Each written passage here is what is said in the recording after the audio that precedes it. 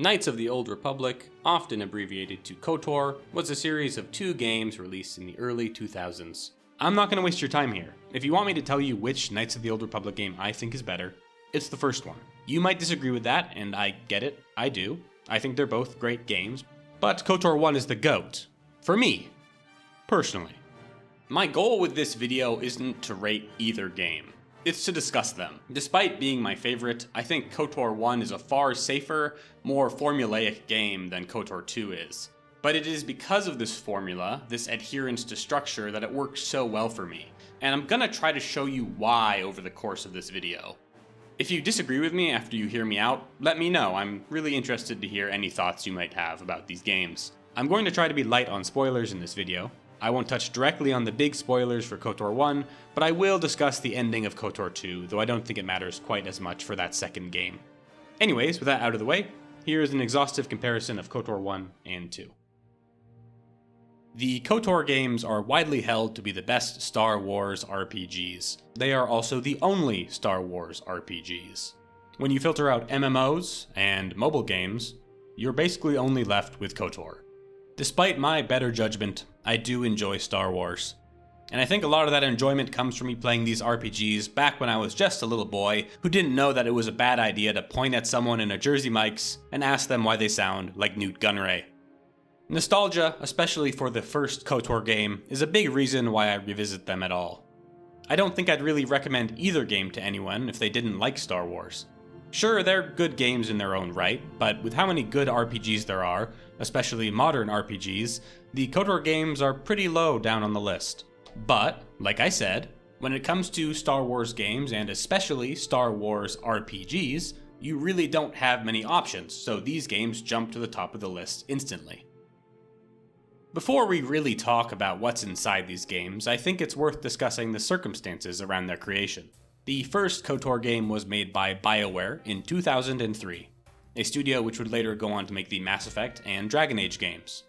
KOTOR 2 was developed by Obsidian in 2004. They would go on to make Neverwinter Nights 2, which was also, funnily enough, another sequel to a BioWare game. Obsidian also, as you probably know, went on to make Fallout New Vegas, a sequel to Fallout 3, though arguably more of a direct sequel to Fallout 2, which the Obsidian team had worked on back when they were still called Interplay. KOTOR 2 was actually the first game Obsidian made after the studio was formed by the old Interplay staff. This was a very pivotal moment for them. Another thing to note regarding the development of these games is that KOTOR 1 had almost 4 years of development time from concept to release. KOTOR 2, on the other hand, was given just 14 months to develop. LucasArts wanted the game out quick to seize on the recent success of KOTOR 1, but BioWare wasn't willing to work under that time pressure. As a result, Obsidian was tasked with quickly making this game. As an aside, this is pretty similar to what happened when Obsidian was tasked with making Fallout New Vegas. They were given a short deadline to follow up a popular game made by a different studio. Obviously, they did a great job with New Vegas, but it is weird they keep getting put in this situation. Anyways, let's get into the games. The moment-to-moment gameplay of the KOTOR games isn't groundbreaking. The vast majority of the game will either be moving around and talking to people, or in combat. Though there are also a handful of smaller minigames, such as swoop racing, space battles, and of course the Pazak card game.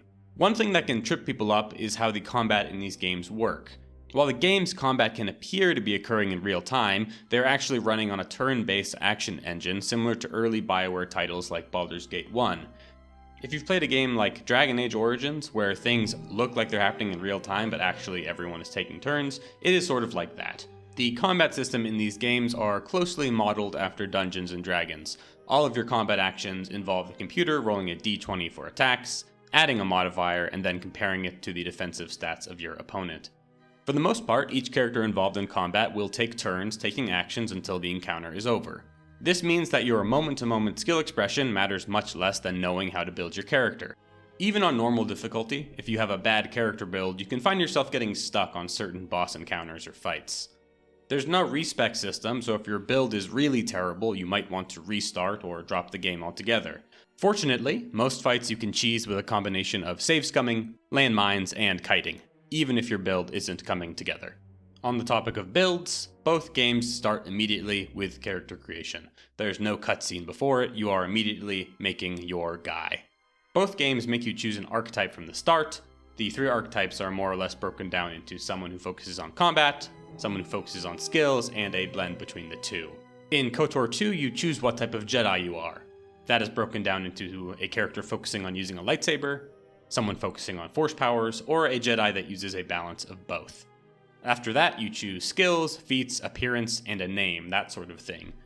You will notice that in KOTOR 2, you don't actually select any force powers, even though you are clearly starting as a Jedi, which becomes important later, but we're not going to talk about that right now. After character creation, we get to the opening crawls of each game. KOTOR 1 introduces you to the Old Republic setting. It tells you this is happening 4,000 years before the rise of the Galactic Empire we see in the movies, which, funnily enough, we would not see in a movie theater for 2 more years. The crawl tells you about the main antagonist, Darth Malak, that the Jedi Order is scattered, the Republic is collapsing, and that the bad guys are winning. It sets the scene for the opening game, that a Jedi battle fleet is fighting against Darth Malak's forces above the rim world of Taris. I did find it interesting that they call it a Jedi battle fleet but don't really mention the Republic, because once you get in the game, it's very clearly a Republic ship, and there's not really many Jedi around to give you the impression that this is a Jedi-heavy vessel. The opening crawl to KOTOR 2 similarly tells you about the state of the Republic. Again, it is on the verge of collapse, and again, the Jedi are being destroyed by the Sith. It almost feels like nothing at all has changed from the first game, which is confusing because the canon ending of KOTOR 1 definitely felt like the Republic was going to be okay. Both of these openings feel very similar in their premise, and while this might give you the impression these 2 games would be very similar in their structure, they are not, for better or for worse. Anyways, the last paragraph of KOTOR 2's opening crawl establishes that you are the last Jedi, on a battered freighter near a weird world. I'm going to get into more story stuff in a second, but I should say I'm trying to keep things pretty brief. I don't have any interest in going beat by beat for both games. They are long games, and with this video I want to focus on comparing things rather than just reciting them too much. I'll be fairly in-depth for the first acts of these games, but once we're past that, I'm going to get a lot more abstract. Let's talk about the tutorials for these games. KOTOR 1's tutorial has you fighting through a Republic spaceship, clashing with some Sith in very cool armor. Big fan of this, I love a faceless soldier. Not as big of a fan of the Republic soldier outfits. Not very cool, kind of looks like they're going to invite me to join them for some Svorstroming and an ice plunge. You learn that you are an amnesiac Republic guy. You are notably not a Jedi, just a soldier. You learn the basic controls, your best friend and comrade Trask Ulgo bravely gives his life for you, you meet Karth, you get on an escape pod, and you go down to Taris. Pretty standard stuff, I love an escape type tutorial. KOTOR 1's does a good job of setting up the good guys, the bad guys, and teaching you all of the basics. In KOTOR 2, the tutorial is very bad. I do not like it. Most people don't like tutorials, but this one is abnormally bad. You don't play as your guy, you play as this droid. You wander around a broken ship. It is very, very boring, and no pun intended, it is very robotic. There's very little to say about it. KOTOR 1's tutorial has a story, and you are playing your guy, and things are moving forward, and there's no backtracking. It's great. KOTOR 2's tutorial has none of that. If you can, and you probably can, you should skip KOTOR 2's tutorial. It really has very little to offer. In fact, it almost seems like KOTOR 2 wants you to skip its tutorial. It tells you right at the start. Return to this location at any time to skip the prologue. With those tutorials out of the way, let's talk about the first acts of KOTOR 1 and KOTOR 2. When we talk about the first act of the KOTOR games, it can be a bit confusing. K1 is easy, the first act is very clearly the planet of Taris. But with KOTOR 2, you have Peragus, which is pretty short at only 3-ish hours compared to Taris' 5. It would be much easier to compare KOTOR 2's Telos with KOTOR 1's Taris. There are a lot of similarities between the two, both being a semi-open world with multiple faction choices, vendors, minigames, and that sort of thing. Peragus, which comes before Telos in KOTOR 2, is structurally in sort of a weird place, and we will get into that, but I think that's important to keep in mind. Anyways, with KOTOR 1 we have Taris. You wake up in a very spacious studio apartment in the upper city of the cosmopolitan planet of Terrace. You've got no kitchen and no bathroom, but you do have a workbench, so pretty nice deal.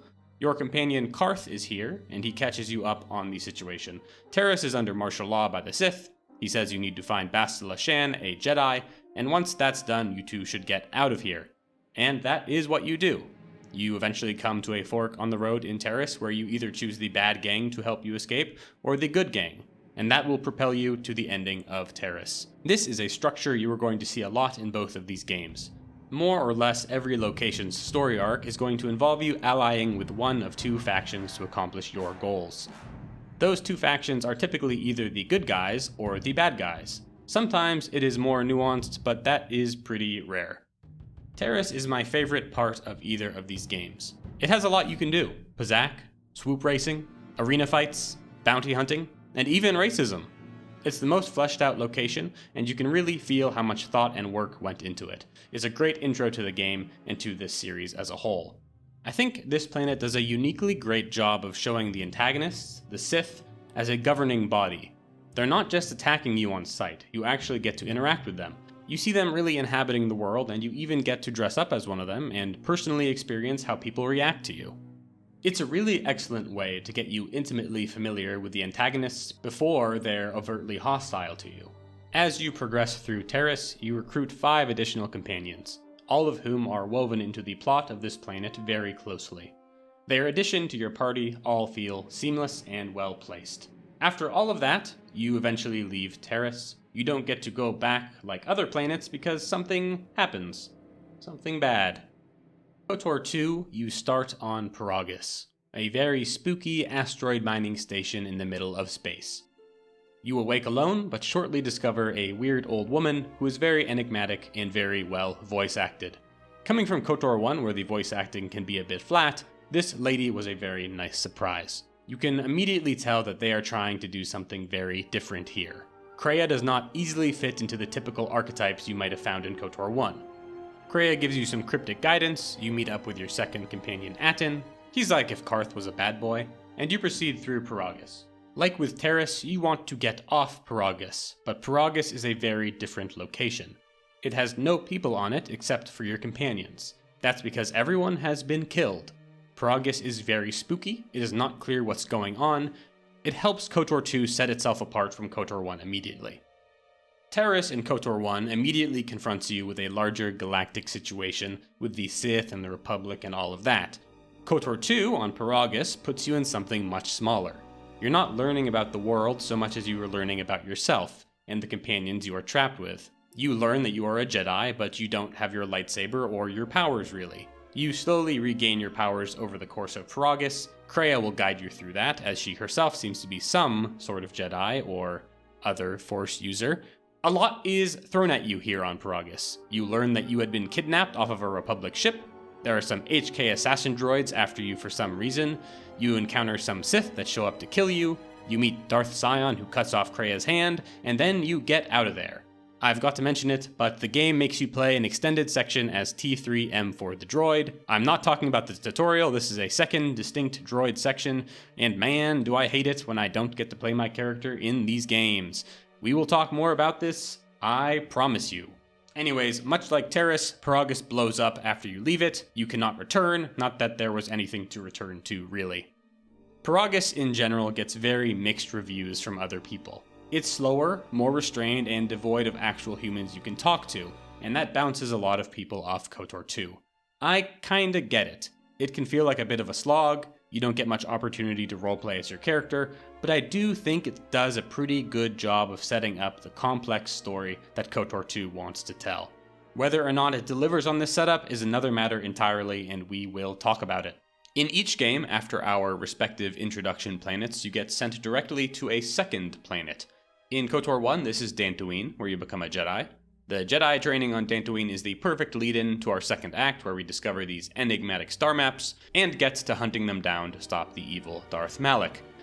In KOTOR 2, you end up on Telos, where you are arrested. This kicks off this whole arc with a house arrest, assassins, factions, and things like that. It's very much its own open planet. It has side quests, swoop racing, merchants, all of that good stuff. Pacing-wise, Telos is in kind of a weird place. Peragus felt like its whole purpose was setting up Telos, but it was so full of stuff that when you got to Telos, you kind of expected a break. Telos is in many ways a continuation of Peragus, but it also has a lot of its own stuff going on too. You're following plot threads from the destruction of Peragus, trying to reconnect with the Force, but you're also now navigating a struggle between factions, almost getting assassinated, and bargaining with criminal elements on Telos. You have your hands full with a lot of stuff, all of it eventually leading to you going down to the planet's surface and completing an additional section there. For me personally, this made the first act of KOTOR 2 feel a bit stretched. It's not necessarily like too crowded in content, the pacing feels fine, but the whole first act feels really long to get to the point where the game actually opens up. For my taste, I probably would have wanted Peragus to be maybe half as long, make it more of a true tutorial like the Endar Spire was on KOTOR 1, but that's just me. When you do go down to the surface of Telos, you find the hidden academy there, and this is where you start your task of finding these missing Jedi Masters. So the Act 2 setup of both games is roughly the same. In KOTOR 1, you are finding star maps, in KOTOR 2, you find Jedi Masters. Now, you can go to any planet in any order you want. And with that out of the way, we can get into Act 2. So I'm not going to do any planet-specific comparisons here, I think that would take up too much time, but in general, the Act 2 of both games is pretty similar. In both games, you're going to be finding a hidden thing on a planet in Act 2. Most of the time, finding a star map in KOTOR 1 or a Jedi Master in KOTOR 2 involves allying yourself with one of two factions on the planet. Almost always, one is good and one is evil. In KOTOR 2, there's a little bit more nuance than in KOTOR 1, but only sometimes. Once you've gathered all of your star map fragments in KOTOR 1 or Jedi Masters in KOTOR 2, then you get to go into a more linear Act 3 and onto the path of finishing the game entirely. KOTOR 1 has a bit of an intermission in the latter half of Act 2, which draws you back into your antagonists, but KOTOR 2 saves most of the antagonist action for its third act. Personally, I think KOTOR 2 needed something to break up the second act, or at least create some relief from just how dense the third act of K2 is going to end up being, but we'll get to that in a second here. The finales for both KOTOR games are linear, but they are very different. KOTOR 1's finale is arguably two locations, one of which is semi-open with a faction choice like you see in other planets, and the final location in KOTOR 1 is a linear rush to the end. It's short, concise, and while not particularly surprising, it is a strong, classic finish. KOTOR 2's finale is very crowded. You can see here on my timeline there is a lot mashed in here. I'm not going to get into that quite yet, but we will talk about Act 3 again when we talk about antagonists and some general story beat stuff in a minute here. Now with the framework of these stories set up, we can finally get into the analysis proper. At a high level, KOTOR 1 feels like a Hollywood blockbuster. It's got twists and turns, it's got momentum, it's not trying to be too deep, it's not trying to say a whole lot to you, but it is trying to take you through its world. Antagonists are obviously evil and one-dimensional. The story rarely strays into the morally gray, and even when it does, it's still pretty clear, at a larger scale, who the bad guys are. KOTOR 2 feels more like a prestige television series. It's slower, more methodical. It doesn't do a great job to pull you in at first, but once you get invested in the characters, you really get a sense that there's some meat to this story. Unfortunately, much like a television series, it seems like KOTOR 2 got cancelled after 2 seasons and wasn't fully able to wrap up. In movies and television, the quality of your production hinges heavily on the quality of your protagonists and their performance. And while that is also true for many video games, I believe it is less true for role-playing games where you make your own character. In those games, your character exists in a reflexive state, a sort of sounding board for non-player characters. As a result, it is often more important for your companions and antagonists to be compelling. In the KOTOR games, the antagonists specifically determine so much about how these two games feel, about how they differ. Star Wars has always been an antagonist-driven sort of world. There is a distinct, obviously evil faction, which are the bad guys. And in that faction are usually a few scary guys with red laser swords. KOTOR 1 is clear about its antagonists. It is you versus Darth Malak. Malak gets a lot of screen time, He has an established relationship with your character that gets developed, the camera cuts back to him often, and you are frequently bumping heads with his underlings. You never really lose sight of the fact that there is going to be a clash with him in the future. KOTOR 2 is a bit messy with its antagonists. There is an ephemeral Sith threat, you get an occasional cutscene with them, but you very rarely have encounters or feel hunted by the Sith. Your enemies are all over the place. You've got the HK droids and the bounty hunters, but they feel removed from the big bads, Darth Sion and Nihilus. Sion and Nihilus aren't master and apprentice, they are both their own dude, which could work if you were only contending with them, but with the inclusion of the HK droids and everything else, you kind of forget about the Sith a lot of the time. You're very rarely clashing with anyone even associated with this big existential threat that you're supposed to be worried about. And that's not even mentioning Kreia and Atris and all of that stuff.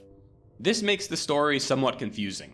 With how often the HK droids show up, you'd think that the story's main antagonist would be them, that it would be about finding out who or what is sending them after you. But this isn't the case. The truth about why these droids are after you is sequestered in an optional quest and only really vaguely alluded to. It also forces you into a very long, uncompleted section where you are just playing as HK-47. Not good. The Droid Factory mission with HK-47 also slams the brakes on all of the narrative momentum of the third act. I like the HK-50s and I like their storyline in a vacuum, but they just make the game too crowded, and I do think KOTOR 2 would be better off without them in it.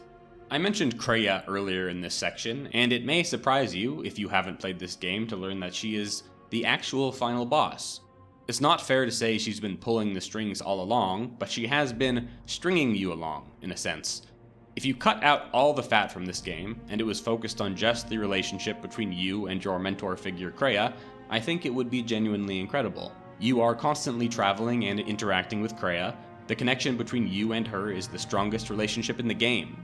It has elements of a mentor-student relationship, but it also frequently shows Kreia's own faults.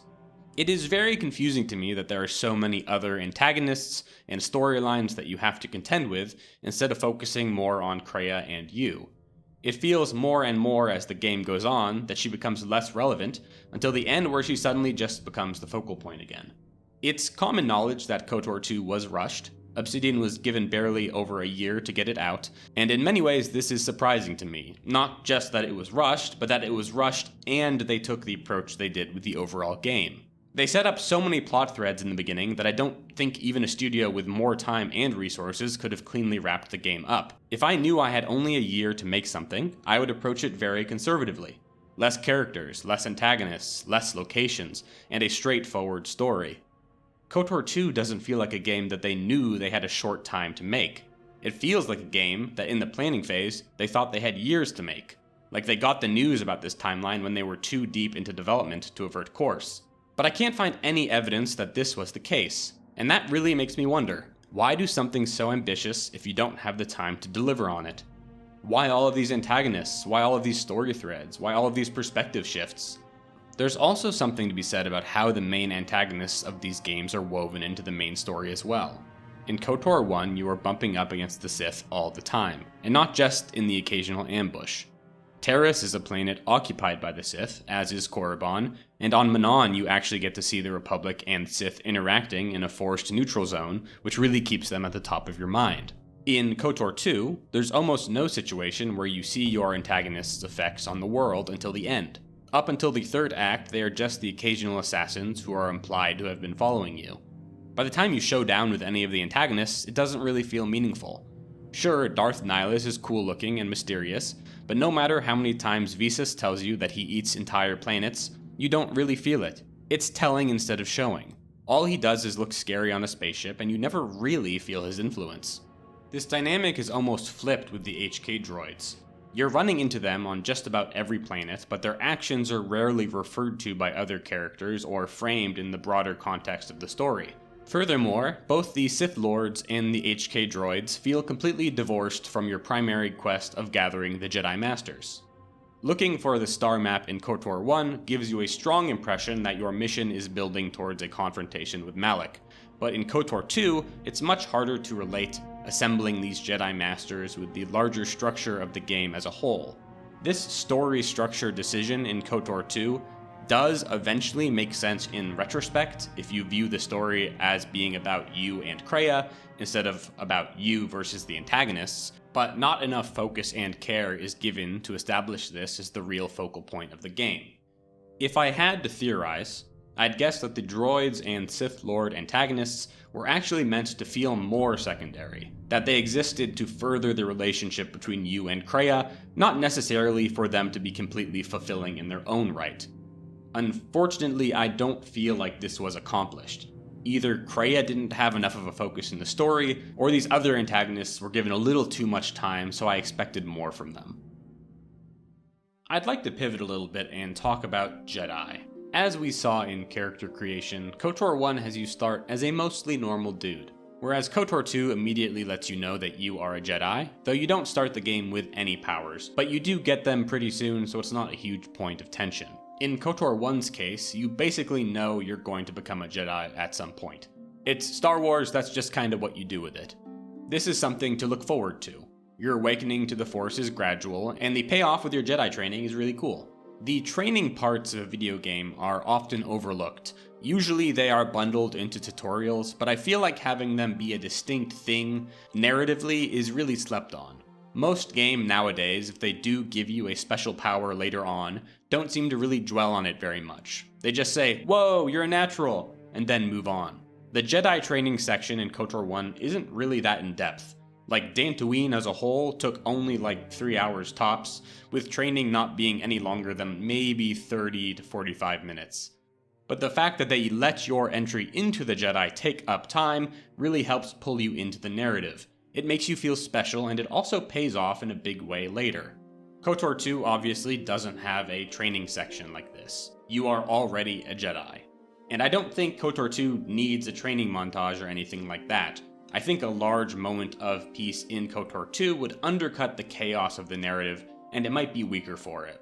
What KOTOR 2 does have are a series of vignettes with Kreia where you deepen your connection to the Force, and I think this actually works really well for the story it's telling. If anything, KOTOR 2 needs more of that stuff. It feels like these times with Kreia are the lifeblood of the entire game, and when it tapers off near the end, you definitely feel its absence. While we're talking about Jedi, we should also talk about morality in these games. The KOTOR games have a morality points system of sorts.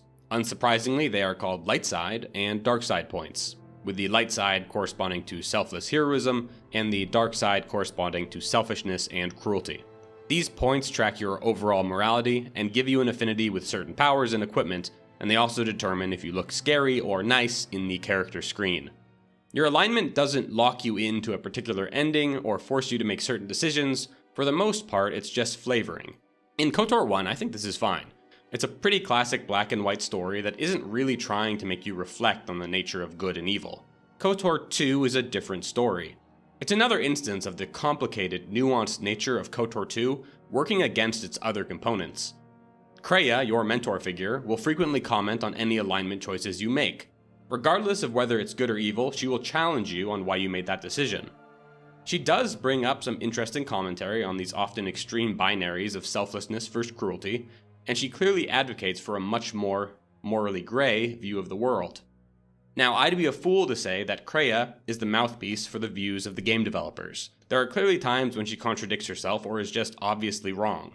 However, one thing I would be willing to say is that the developers do believe the world is far more morally gray than the classic good versus evil narrative we saw in KOTOR 1 or in the Star Wars movies in general.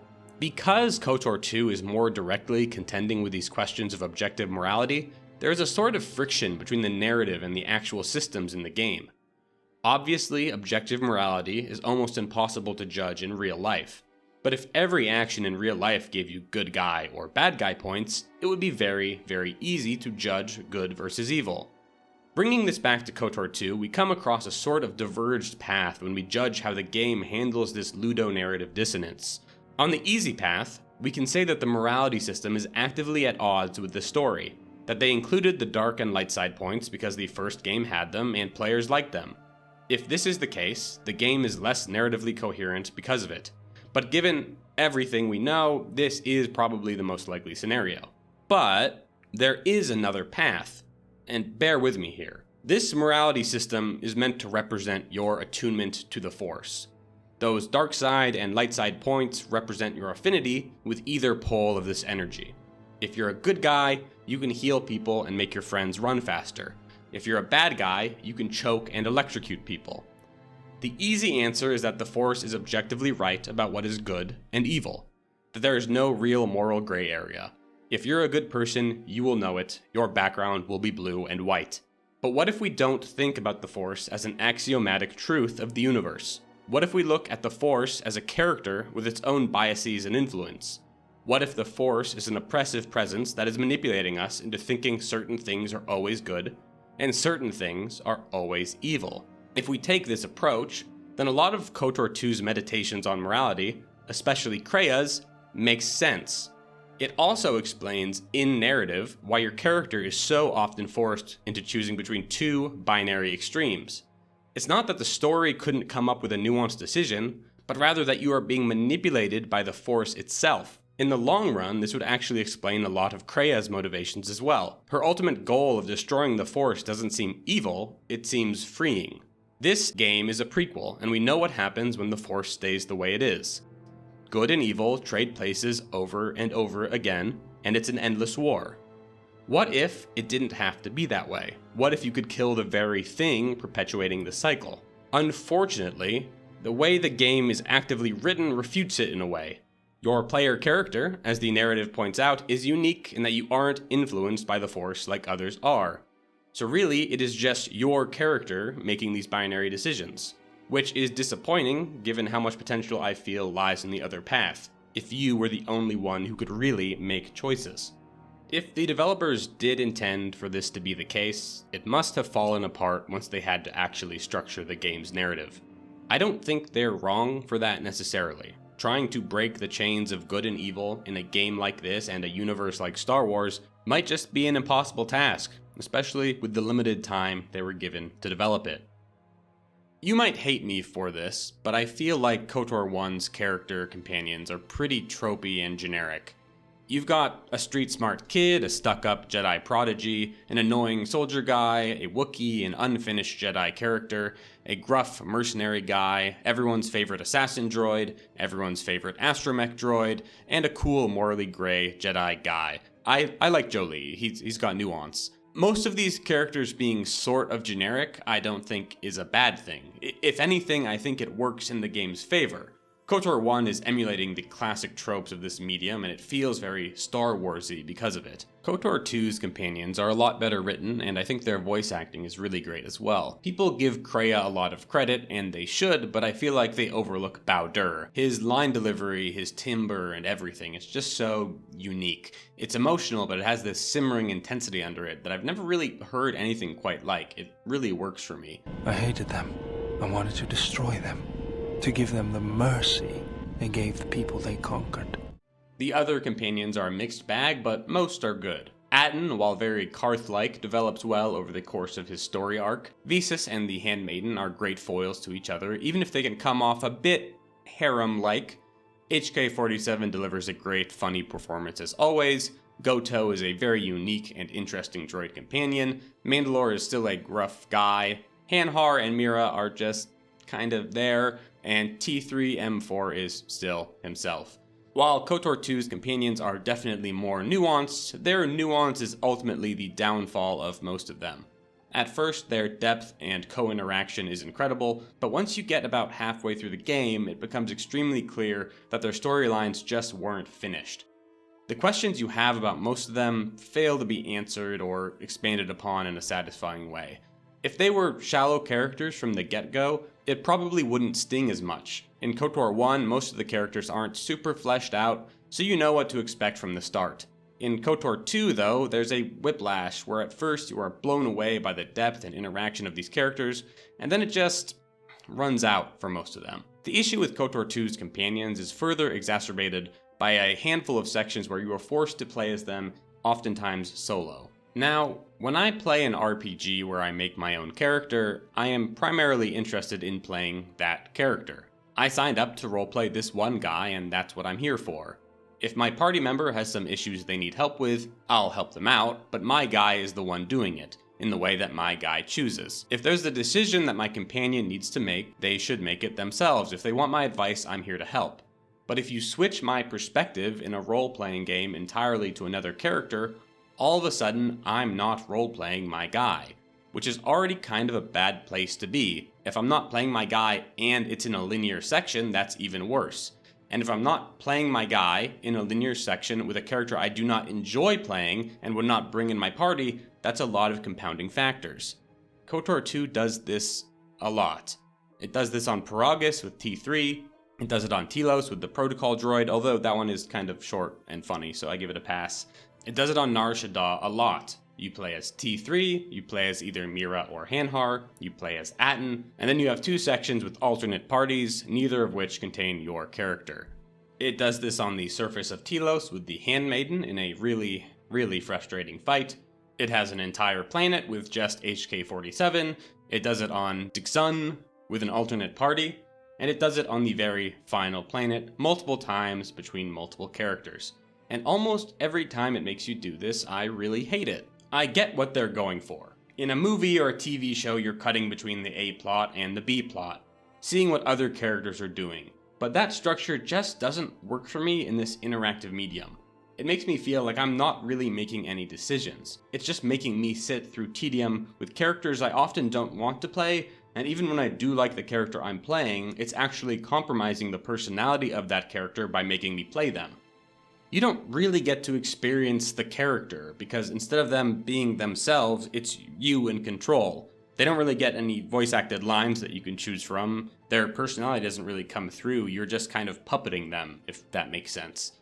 And what makes matters even worse is that because KOTOR 2 is kinda unfinished, you're having to deal with all of this for a plot that ultimately doesn't feel like it's worth pushing through this stuff.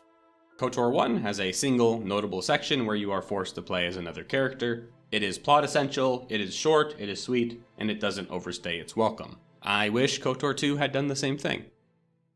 For a kind of final section, I'd like to talk about the soundtrack of these games. KOTOR 1's soundtrack was done by Jeremy Soule of Elder Scrolls fame, and sometimes you can really tell. If you played a lot of Oblivion, you'll be walking through Terrace and you'll start checking over your shoulder for scamps. That man has a definitive style.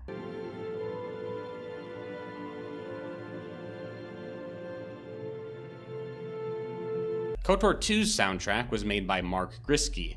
I was less familiar with his work, but he did soundtracks for the Force Unleashed games, as well as a couple of other Disney tie-in games. I think they both did a great job, but to me it feels like Jeremy Soule wrote music that fits the game KOTOR 1 is, and Mark Griskey made music for the game KOTOR 2 was supposed to be. That might sound a little pretentious, but it is true. And I don't put that on the composers, they don't get the luxury of making the score after playing the entire game, so I'm not going to hold that against Mr. Griskey.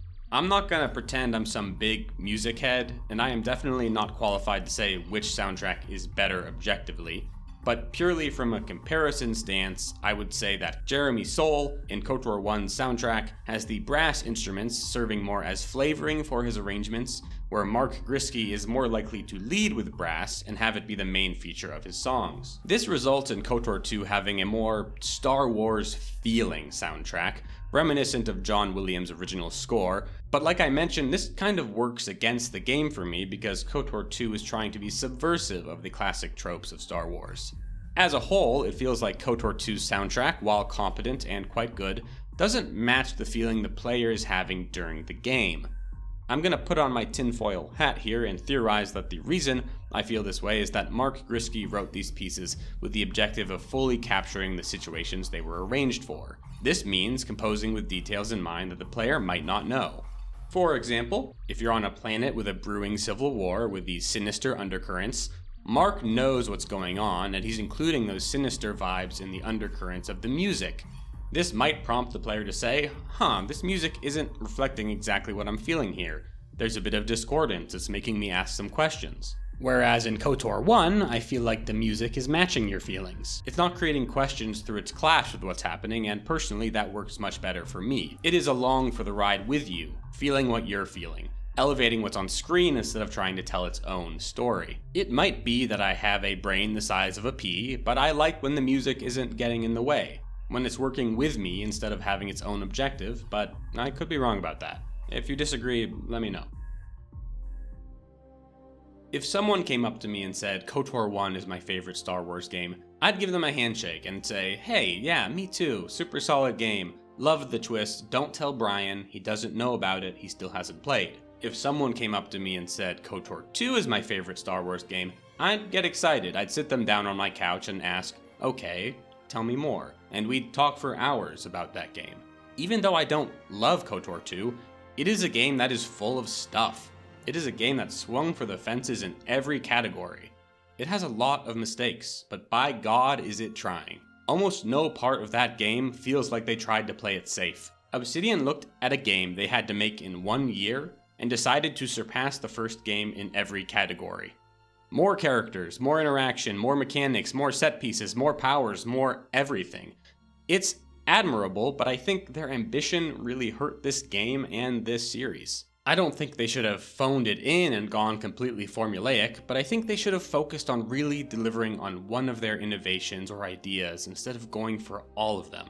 As of right now, we don't have a KOTOR 3, though we do know a sequel or reboot of some sort is on the horizon. A remake of KOTOR 1 is allegedly still in development at Saber Interactive, which makes sense, it's a cult classic. Why not modernize it a little bit and send it out? But KOTOR 2 is a more difficult thing. There have been rumors of a remake for it, but the thing about KOTOR 2, even with the fan patches and restored content, is that its issues are far more structural. You need to do surgery on KOTOR 2 if you really want to make it shine. Some things need to be cut, some things need to be expanded, and that can be really hard to do, especially so long after it came out. At the end of the day, yeah, I like KOTOR 1 a lot more than KOTOR 2. I don't think I'll replay KOTOR 2 ever again. But at the same time, I don't really wish KOTOR 2 was different, because if they had played it safe, I wouldn't think about the game nearly as much. I don't have too much to say about KOTOR 1, but KOTOR 2, I think about it all the time. It can be a pain to play, it might have issues with its story and design, but it is genuinely unique, and the world needs more of that, so I guess I wouldn't have it any other way. Hey, thanks for watching to the end of my video. I know I act like I know what I'm talking about, but all of this is subjective. I don't really think there's a wrong or right here. But if you agree with me or you disagree with me, I would love to hear from you in the comments down below. I do like to discuss these things. I know it's been a bit since I uploaded a video, so thank you for anyone who is a returning subscriber. If you're new here and you want to see more, drop a like and a subscription so I can reach you, so I can call you on your cell phone. Anyways, I will be uploading another video fairly soon. It's gonna be a bit different, not really about video games. So sorry, or you are welcome, depending on your feelings, about actual play podcasts. That's it. Thank you so much for watching again, and I hope I'll see you on the next one. Bye bye.